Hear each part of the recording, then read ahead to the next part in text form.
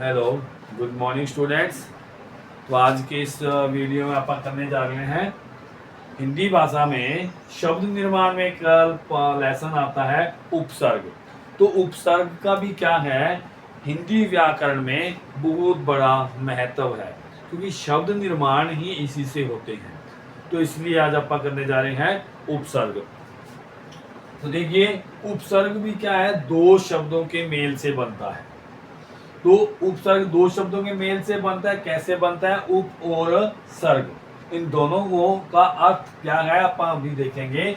उप का अर्थ है पास या निकट, और सर्ग का अर्थ है रचना या शब्द निर्माण।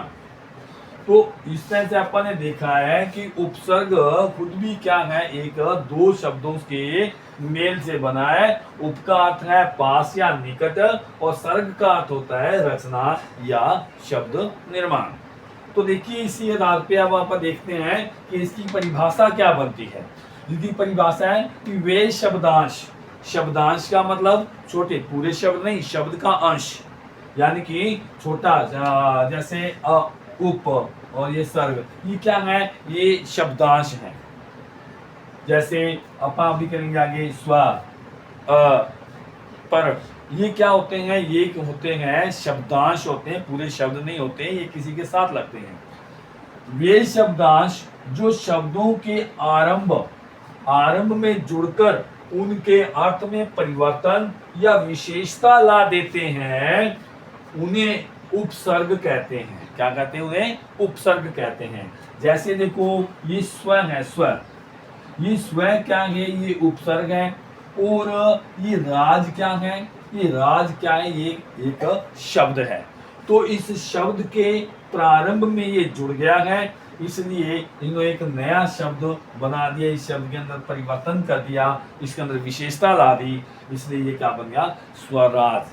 तो ये उपसर्ग है और ये शब्द है। इन दोनों उपसर्ग इसके साथ में जुड़ करके इसने इस शब्द के अंदर क्या ला दी, परिवर्तन कर दिया, इसमें इसकी विशेषता बना दी। यानी कि जो ये उपसर्ग है स्व, और राज क्या है, राज भी क्या है, एक मूल शब्द है, मूल शब्द। तो इससे क्या है, अब देखो इसके अंदर परिवर्तन क्या हो गया, भी एक स्वराज बन गया, यानी कि ये परिवर्तन हो गया। एक राज था, वो स्वराज बन गया, परिवर्तन हुआ, बदल गया सब। अब क्या है इसके अंदर विशेषता, विशेषता क्या है, स्वराज, यानी कि उसका खुद का राज हो गया, स्वराज। तो ये उसकी विशेषता हो गई। अब उपसर्ग जो है, ये जो उपसर्ग है स्व, ये अकेला, उपसर्ग बहुत है, आप आगे करेंगे। तो क्या है कि इस उपसर्ग की विशेषताएं क्या होती हैं। देखो, उसकी विशेषताएं उपसर्ग के सार्थक लघुत्तम खंड के होते हैं। उपसर्ग के जो सार्थक हैं वो लघुत्तम खंड के होते हैं। अब सार्थक का मतलब इसका कोई ना कोई अर्थ निकल रहा होगा। जैसे स्व, स्व का मतलब खुद, स्वयं होता है। और लघुत्तम होते हैं, और क्या होते हैं, बिल्कुल छोटे होते हैं, जो हमेशा मूल शब्दों से जुड़ते हैं। और ये मूल शब्द है। मूल शब्द कौन सा होता है? जैसे राज, राज से राजकीय बन गया, राजघराना बन गया, राज परिवार बन गया। तो इसी तरीके से, यानी कि राज क्या है, एक मूल शब्द है, और इसके आगे ही क्या है, ये इसके आरंभ में ही क्या है, ये उपसर्ग लगते हैं। उपसर्गों का प्रयोग स्वतंत्र रूप से नहीं होता। जो उपसर्ग है इनका क्या है, स्वतंत्र रूप से प्रयोग नहीं कर सकते अपन। यदि इसको मान लो कोई भी अपन लाइन लिख रहे हैं तो अकेला स्व नहीं लिखा जाएगा। स्व यदि लिख भी देंगे तो उसका कोई भी अर्थ आगे मतलब नहीं बनेगा। एक शब्दांश के प्रयोग से कई शब्द बनाए जा सकते हैं। अब एक शब्दांश है, शब्दांश यानी कि ये है, ये क्या है, ये उपसर्ग है, ये शब्दांश है। इससे अपन अनेकों शब्द बना सकते हैं। जैसे देखो, है, ऐसे बन गया अज्ञान, ऐसे अधर्म, ऐसे अपूर्व। तो इस तरह से क्या होता है कि हम उपसर्ग से अनेकों शब्द बना सकते हैं। तो अब देखिए स्टूडेंट्स का पर देखते हैं उपसर्ग के भेद कितने होते हैं। उपसर्ग के 5 भेद होते हैं। उपसर्ग के 5 भेद होते हैं। नंबर 1 होता है संस्कृत के उपसर्ग। अब संस्कृत के उपसर्ग में देखो क्या होता है, इन्हें तत्सम उपसर्ग भी कहते हैं। ये वे उपसर्ग हैं जो संस्कृत भाषा के शब्दों के साथ हिंदी में आ गए हैं। यानी कि जो संस्कृत के जो उपसर्ग होते हैं वो क्या होते हैं, वो उन्हें तत्सम उपसर्ग भी बोलते हैं। जो संस्कृत भाषा से आ जाते हैं, वो जो उपसर्ग ये लगेंगे उसके साथ वो संस्कृत के ही शब्द होंगे। जैसे देखो ये उपसर्ग जो संस्कृत भाषा के शब्दों के साथ हिंदी में आ गए हैं। जैसे ए यदि किसी के साथ जुड़ेगा तो जैसे देखो अज्ञात, ये संस्कृत का शब्द है। अन, जैसे अनंत, अन क्या है, अन उपसर्ग है और अन से अपन ने अनंत बनाया, अनादि बनाया। ये दोनों के दोनों शब्द क्या हैं, संस्कृत भाषा के शब्द हैं। इन्हें तत्सम शब्द भी कहा जाता है। दूसरा जो है हिंदी के उपसर्ग। पहले संस्कृत के जो संस्कृत भाषा से आ गए, अब हिंदी है। अब जो हिंदी के खुद के अपने शब्द कम होते हैं लेकिन बाहरी भाषाओं के शब्द ज्यादा होते हैं, तो इन्हें की क्या बोलते हैं, इन्हें तद्भव बोलते हैं। होते ये भी संस्कृत के हैं लेकिन थोड़ा सा चेंज हो जाते हैं। अब देखो तद्भव उपसर्ग भी कहते हैं।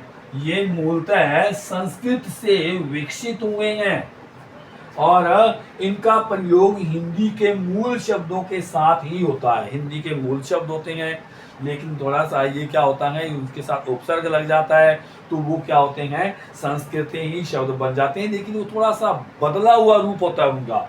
जैसे देखो हमने कहा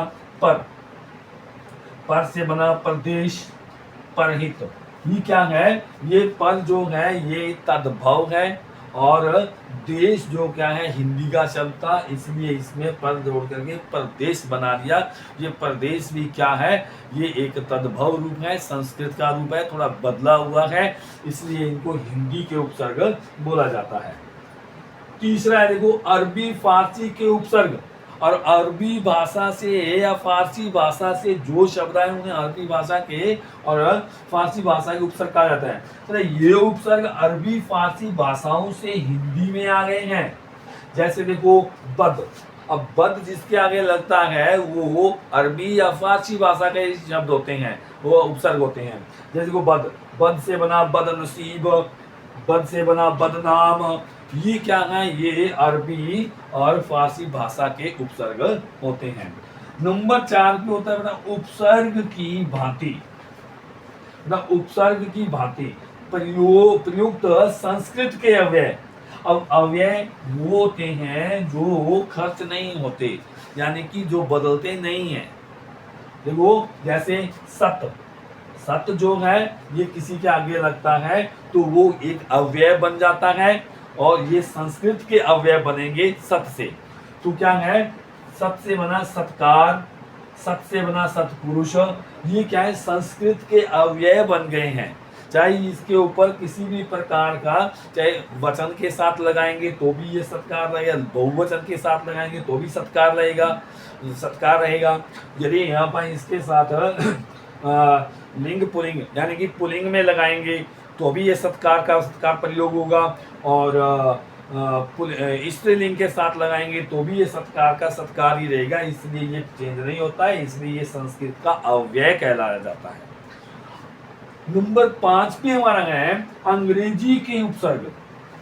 यानी कि ये जो शब्द आप पढ़ेंगे वो सारे के सारे अंग्रेजी के, और जो आगे उनके लगेंगे वो अंग्रेजी के उपसर्ग होते हैं। अंग्रेजी भाषा से ही सीधे हिंदी में आ जाते होते हैं। ये उपसर्ग वह उनसे जुड़े मूल शब्द अंग्रेजी से हिंदी में आ गए हैं। तो ये जैसे देखो हेड, हेड क्या होता है, हेड का मतलब होता है मुख्य, लेकिन यहाँ पे हेड का हेड लिखा हुआ है तो ये अंग्रेजी का शब्द है और इससे आगे लग के बन गया हेड मास्टर, हेड ऑफिस। तो ये क्या है, अंग्रेजी के शब्द बन गए हैं, अंग्रेजी भाषा से सीधे इसमें आ गए, तो अंग्रेजी के ये उपसर्ग कहलाए जाते हैं। तो स्टूडेंट, ये हमारा उपसर्ग का एक चैप्टर ये पूरा हो गया है। आपको पता लगा है उपसर्ग दो शब्दों से बना हुआ है, इन दोनों शब्दों के अर्थ क्या है वो आपको दिखाई दे रहे हैं। फिर उसकी परिभाषा मैंने आपको बताई है कि जो उपसर्ग किसी मूल शब्द के सामने आगे लगते हैं, प्रारंभ में लगते हैं, तो उसमें वो परिवर्तन और विशेषता ला देते हैं। और उसकी अपने अभी विशेषताएं की हैं और अभी उसके पांचों भेद किस तरीके से होते हैं। तो इसमें थोड़ा सा ये ध्यान रखना है कि जो शब्द आप बनाने जा रहे हैं वो सार्थक होने चाहिए। ये नहीं है कि आपने ए लगा करके नाप शनाप जो भी शब्द बना दिए, लेकिन उसका कोई ना कोई परिवर्तन, कोई ना कोई उसके अंदर विशेषता या कोई ना कोई उसका अर्थ निकलना चाहिए। जैसे हम ये ए पढ़ेंगे, जैसे हमने ए क्या है हमारा, ए उपसर्ग है। ए, इस ए का मतलब होता है रहित, यानी कि के बिना। तो इसके अंदर अब ए इसके आगे जुड़ गया ए ज्ञान। तो ज्ञान हमारा क्या है, ज्ञान सही होता है, स्वीकार होता है, ज्ञान सब में होता है, लेकिन जिसको ज्ञान नहीं होता, ज्ञान के बिना होता है, उसको अज्ञान बोला जाता है, ये अज्ञान। तो इसके क्या है, इससे ये सार्थक शब्द बन गया। ऐसे ही जैसे वो अधर्म, जो धर्म के बिना, तो ये धर्म के आगे लगा, धर्म कोई क्या है, धर्म क्या है, एक शब्द था, सार्थक शब्द था, उसके आगे ये लगाए ए लगाए, तो इसका मतलब इसका भी ये भी एक क्या है, एक सार्थक शब्द बन गया अधर्म, धर्म के बिना। तो स्टूडेंट्स, ये इसको आप अच्छे से करना, और यदि कोई आपको भी प्रॉब्लम हो तो मेरे नंबर पे कांटेक्ट करना। धन्यवाद।